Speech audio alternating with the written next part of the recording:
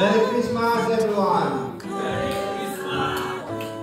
And kahapon, nag-Christmas program, advance mag-isip ang ating mga kababaihan. Wow!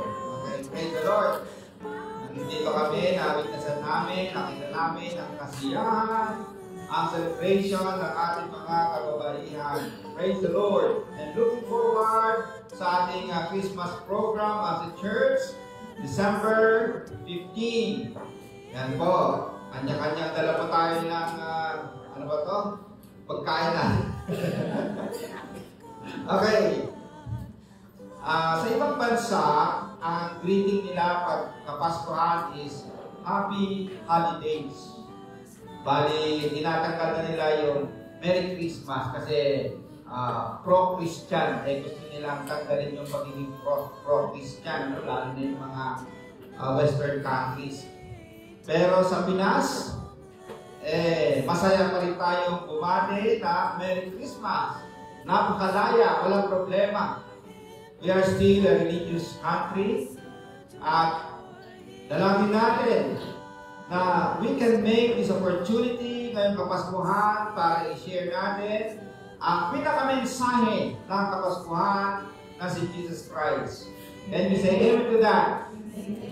At kung gano'n, many more will come and adore Jesus Christ this Christmas. At maging totoo sa kanila yung inawit natin, O come, let us adore Him. O come, let us adore Him. Prayer natin na marami pa ang darating kasama natin to worship and adore our Lord Jesus Christ through our witness, through our sharing of the gospel, para marami pa ang pag-worship kay Lord. Can you say amen to that? Ang dalangin natin, gagamitin ng Panginoon ng bawat isa, ang Emmanuel Christian Church, para marami pa ang pag-worship sa ating Panginoong Diyos. In the past weeks, nag-present ako ng messages on models of evangelism in the Gospel of John. Inumpisahan natin doon sa Behold the Lamb, sabi ni John Baptist sa kanyang disciples, so evangelizing our disciples, our students, bringing our loved ones to Jesus, yung ating kamag-anak. Sineshare natin, katulad ni Philip and Andrew, magkapatid. Evangelizing our kaibigan, ang magkapatid ay si Andrew and Peter. Ang magkaibigan ay si Philip and Nathaniel. Evangelizing strangers, si Jesus Christ, in-evangelize niya yung women at the well. Okay, Samaritan woman. And then, welcoming the seeker. Si Nicodemus, isang seeker, naghahanap, in-evangelize ni Jesus Christ. You must be born again. And sharing Jesus through personal testimony, yung blind man nag-testify. Okay? Na siya ay bulag, dati bulag pero nakakakita because of Jesus Christ. Evangelism through public speaking, si Jesus Christ, nangaral siya in public. And evangelizing with prayer. Si Jesus Christ did nag-pray in John 17. Ngayon naman, evangelizing through media. Okay? Proclaiming Jesus in a digital age sa ating kapanahunan. Based sa nabasa natin passage kanina sa John 20:30 hanggang 31. So ang tanong natin is, how can we effectively use media to share the gospel in our time? Yung first point natin, basahin natin sabay-sabay. Media as a tool to share the gospel. We define media as various means of channels used to communicate information, ideas, and messages to a wide audience. Ang media na ginagamit ko ngayon is sa pamamagitan ng boses ko at meron pang loudspeaker na nagagamit. Media ito. Ang media na ginamit ni John, tingnan po natin. Titingnan natin, iba't ibang media po, medium. to communicate, yung pamamaraan to communicate ideas or information sa atin, communicating the gospel of the Lord Jesus Christ. Tingnan natin yung verse, John 20:30 hanggang 31. Kung nababasa natin, basahin natin sabay-sabay. That Jesus did many other signs in the presence of the disciples, which are not written in this book, but these are written so that you may believe that Jesus is the Christ, the Son of God, and that by believing you may have life in His name. Okay, binilugat ko dyan yung written in this book. Ang ginamit ni John na media is print media. Okay. At isinulat niya yung Book of John. Yan yung, let's say, media na pre-reserve niya ang kanyang message. Si Jesus Christ, nangaral siya ng nangaral. Hindi siya nagsulat. Ang medium niya is oral. Oral. Yan yung way na nangangaral siya. And then yung mga disciples, katulad ni John, isinulat niya through print media. Written in this book, but these are written. So makita natin yung emphasis dito, 2 beses binanggit ni John yung word na written. So far, yan yung technology nila at that time. Wala pang social media. But makita natin dito kung paano si John at yung ibang mga disciples at that time, ginamit nila yung available media para i-communicate yung gospel. Ginamit nila yung available na technology at that time to share about Jesus Christ. At hanggang sa ngayon, nababasa pa natin yung isinulat ni John. Hanggang ngayon, nababasa pa natin yung isinulat ng ibang mga disciples. Salamat sa media na meron sila noon. Na-preserve ang message at napakinggan natin ang message hanggang sa ngayon. Prior to print media, ang way of storing sabi natin mga stories is by oral tradition na tinatawag nila. Yung kwento ay isinasakulo nila at sinasabi nila sa iba. Sinasaulo rin nila. Walang print media noon. But when the invention of writing happened, eto na, isinusulat na nila ang mensahe about God Himself. Ang Diyos mismo, inutusan niya si Moses na magsulat. Okay, so nakita natin yung means na i-preserve ang message through print media. Okay, tingnan po natin si John. Ito si John, na isinulat niya yung Gospel of John, and John's Gospel went beyond his immediate audience to influence countless generations hanggang sa ating kapanahunan.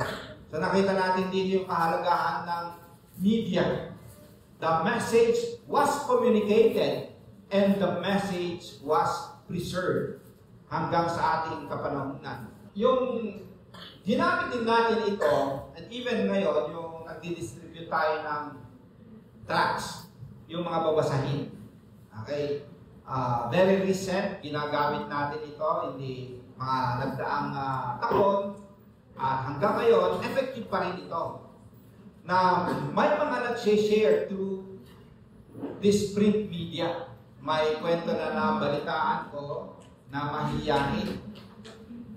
Pero gusto niya rin mag-share ng gospel. Kaya ang ginawa niya, magbigay ng tracts sa ibang mga tao. Mahihiyain siyang magsalita. So ang kinakwento ko yung isang tao na may mahihiyain siya. Pero gusto niyang mag-share ng gospel. Ang ginagawa niya, pupunta siya sa isang tao, nahihiya, hahawakan niya yung babasahin, iaabot niya. Pag inabot nila, kinuha nila yung babasahin, sabay takbo siya. Kasi nahihiya siya eh. Pero at least, nag-share siya ng gospel. At marami ang nagte-testify na through these gospel tracts, sila ay nakakilala sa Panginoong Diyos. Ito natin yung ginagamit ng mga Christians, yung print media, para i-share yung gospel. Ito naman, tingnan natin yung mga sumunod na media. Ito ang radio. Yung hanggang ngayon, buhay pa yung FEBC, 702 DZAS, yung radio. Kaya pwede yan sa mga nasa jeepney, nasa sasakyan, nakikinig hanggang ngayon. And dito sa Pilipinas, especially yung close yung China, meron tayong Chinese broadcasting sa DZAS. Ang target ay mga Chinese sa mainland China. At marami sa kanila ang nakakarinig ng Chinese gospel proclamation at sila ay nagiging Christian. Of course, alam din natin yung TV, naging popular. Kaso nga lang, it is also a dying industry. Okay.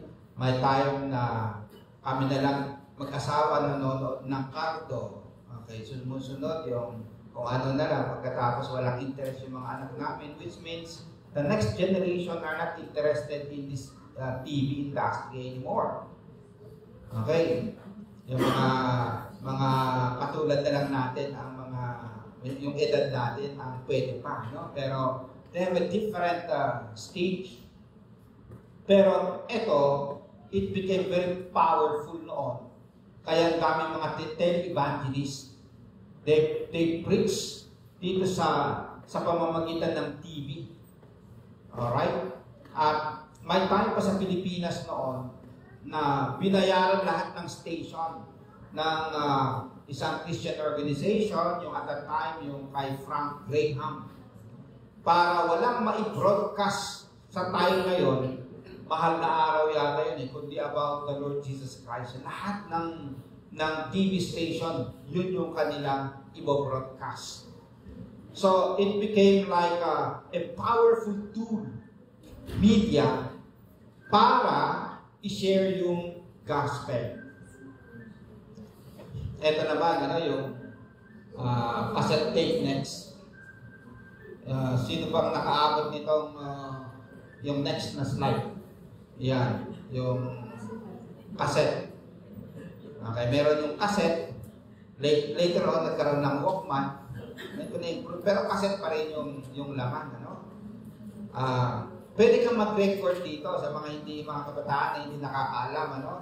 You record your voice. Pagkatapos ipapadala mo. Okay, yung naalala ko nung time na ito, yung tatay ko nasa Indonesia, nagtatrabaho. Ito yung way ng communication namin. Mapapakinggan namin yung boses niya through cassette, tapes. Ganon din kami.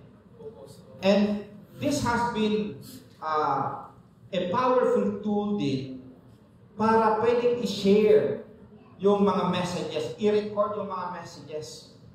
And then nag-evolve. Naging MP3. Okay. Naging MP3. And then yung isang media rin na naging very powerful next, yung movie, yung sine. At yung Jesus film has been watched almost everywhere in the world sa pamamagitan ng sine. Sumasama ako noon sa mga evangelistic na nagpapalabas kami ng Jesus film. And then after Jesus film, merong mag-preach para tumanggap, maniwala kay Jesus Christ. Sa ngayon, tingnan po natin, ito na yung time natin. Yung iPhone, iPad, okay. Pero yung sa akin pa lang hindi iPhone, Android lang. Okay. Pero same smartphone. It's a very powerful tool sa ating kapanahunan ngayon. A single post, a single video, or a single podcast can be shared, reshared, and reach millions within seconds. Ganun ka-powerful. Sa time natin ngayon, ito yung kapanahunan natin na ang information ay napakadami at napakadaling i-share worldwide. Hindi na kailangan pumunta sa ibang lugar para mag-vision. Dito ka lang sa social media, pwede ka nang mag-vision sa ibang bansa. Ganun ka-powerful yung media meron tayo ngayon.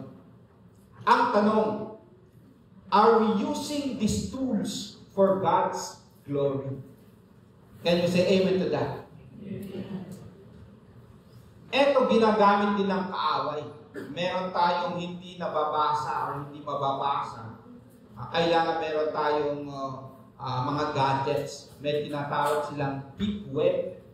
Deep web, dyan yung bentahan ng mga baril, bentahan ng mga kidney, or bentahan ng mga kung ano-ano.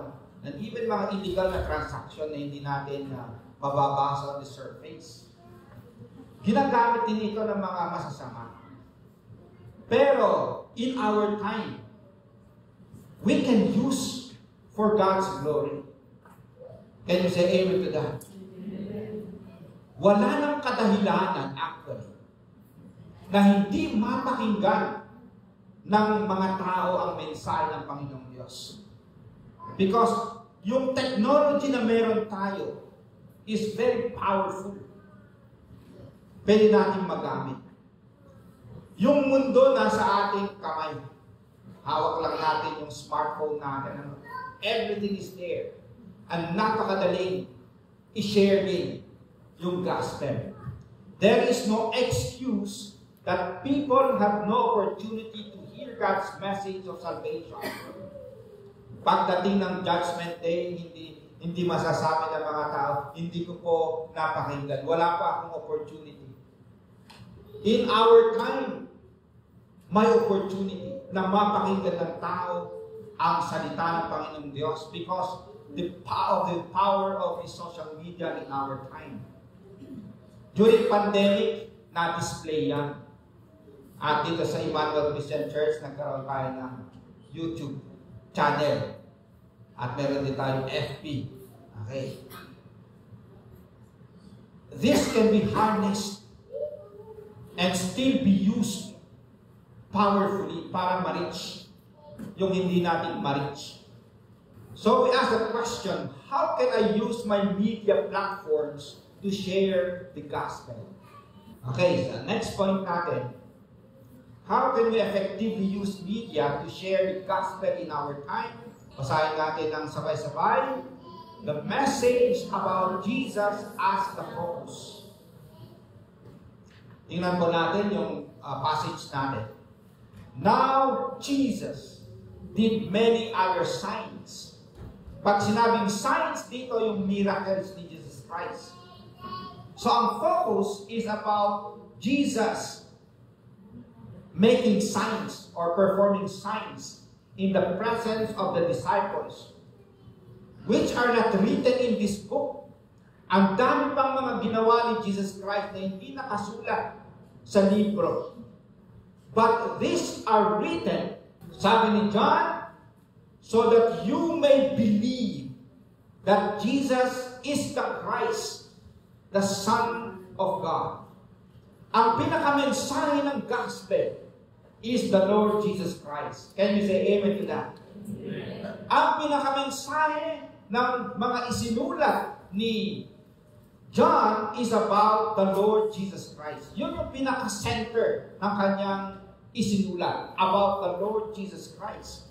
That Jesus is the Christ. Jesus, the Son of God. Okay, next slide. our posts, our videos, and content must point people to Jesus, not ourselves. Kung makita natin yung pagsulat ni John, hindi niya finokus sa sarili niya. Ginamit niya yung print media para ipakilala si Jesus. Pwede rin natin gamitin ang social media ngayon para ipakilala si Jesus. Can you say amen to that? May isang pastor na kaibigan natin, nag-complain siya, sabi niya, isang member ko, kakahiya na. Pa-TikTok pa, pagkatapos kita pa yung kaluluwa niya sa mga TikTok niya na to.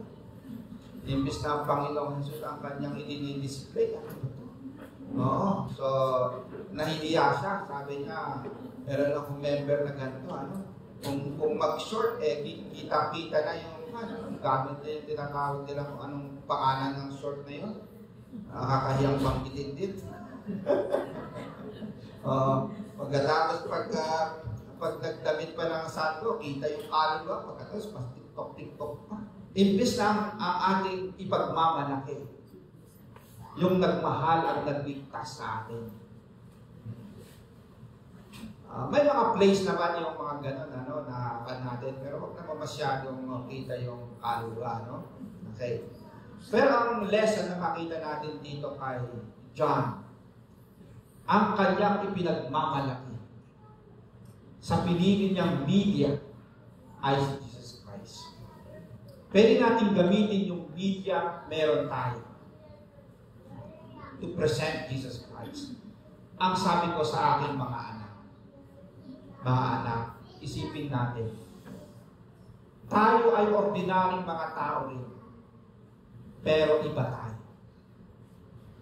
We are a chosen generation, a royal priesthood, a holy nation, who are called out of darkness to declare the greatness of Him. Yun yung sabi ni Paul. And yung distinction natin, a holy nation, a different community ng ating ipinagmamalaki ay ang ating Panginoong Diyos. Hindi naman bawal na kumain ka sa labas, hindi naman bawal na mag-TikTok ka, hindi naman bawal yung ibang, hindi naman, We are also ordinary human beings. Hindi naman tayo KJ. Pero isipin natin, we have different values. At we have one. Pinaka-main na goal natin is to glorify God. So even in media, we ask, is God being glorified sa aking TikTok, sa aking social media, sa aking ginagawa? Next, we must share content that communicates the core of the gospel.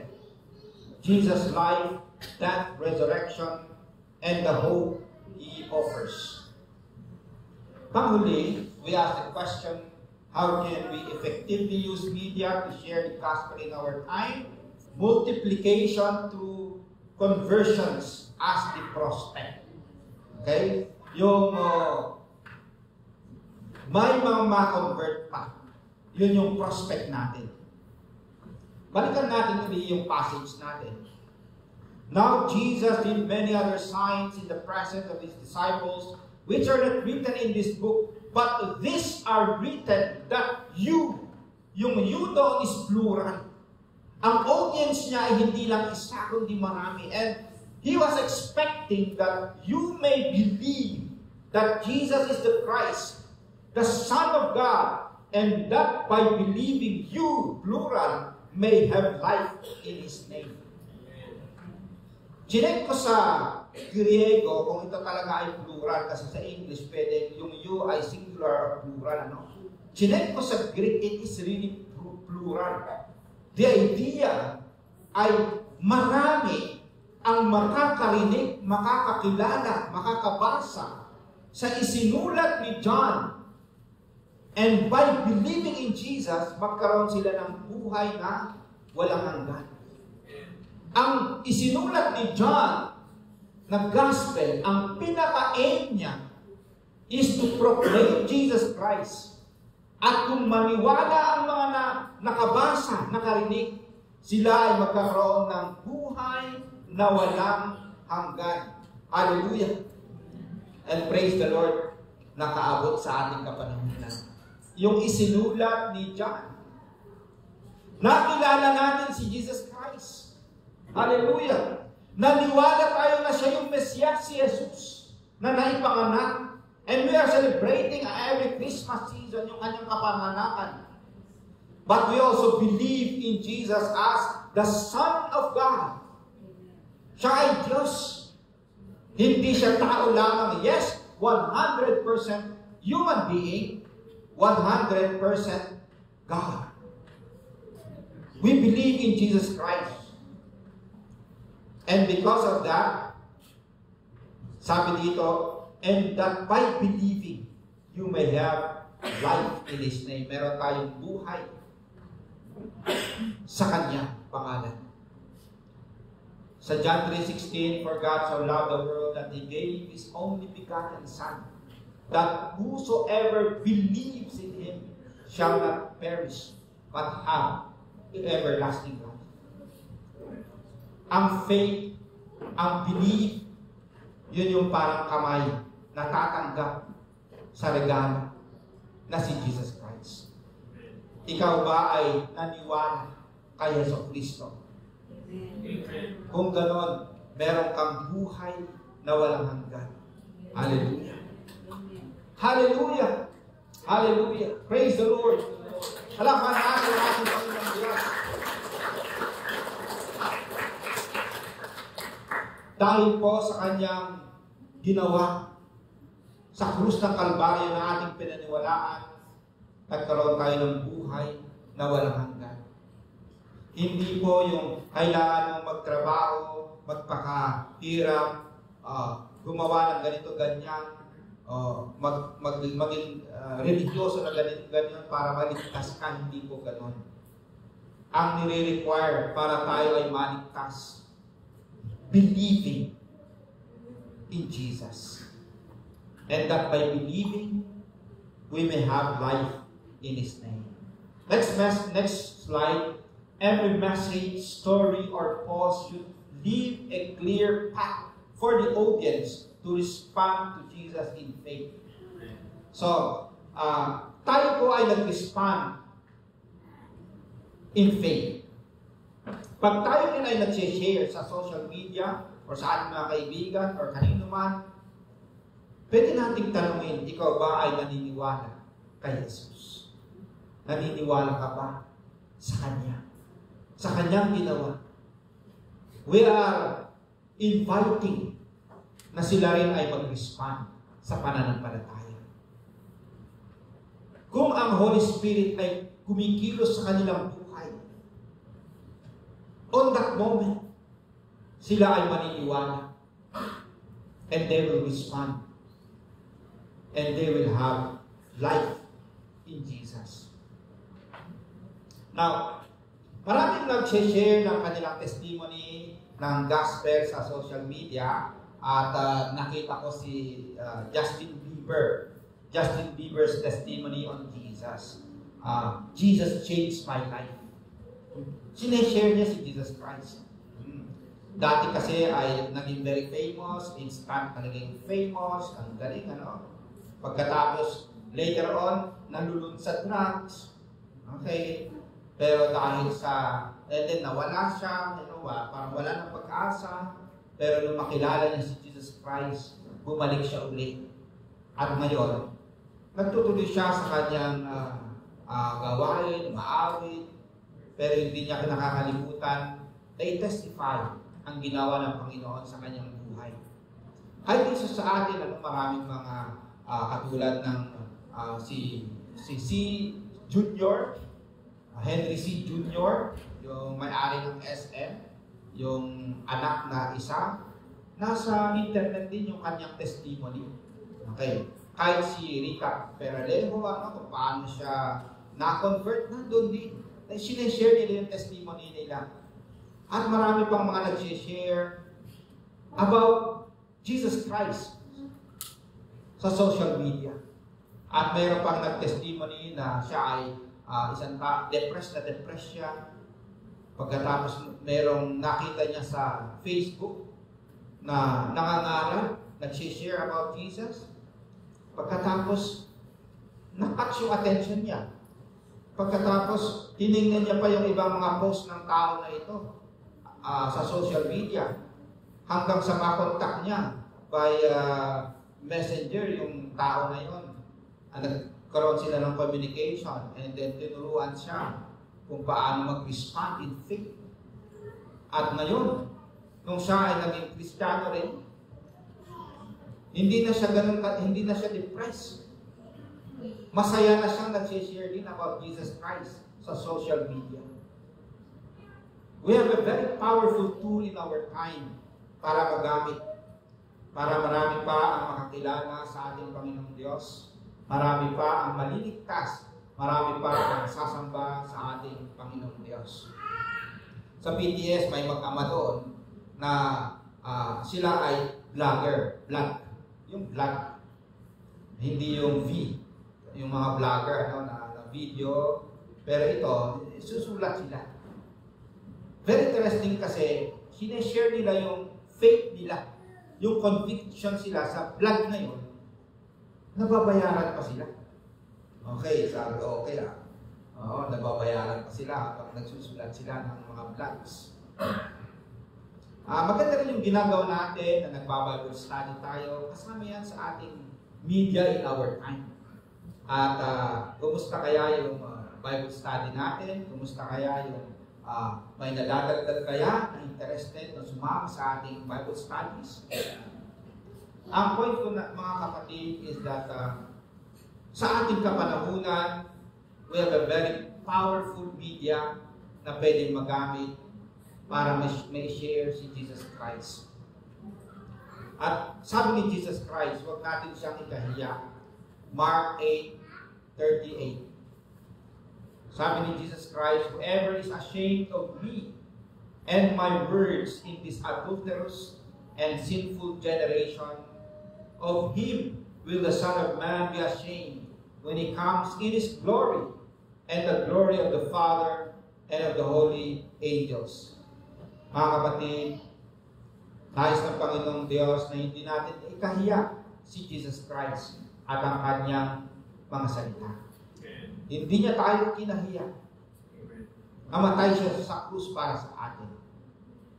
Ang challenge, huwag natin siyang ikahiya sa ating social media or sa ating simbahan or sa ating community. Every time we have the opportunity, ipagmalaki natin ang Panginoon sa Kristo at ang kanyang ginawa sa amin. And we say amen to that. Amen. Hallelujah.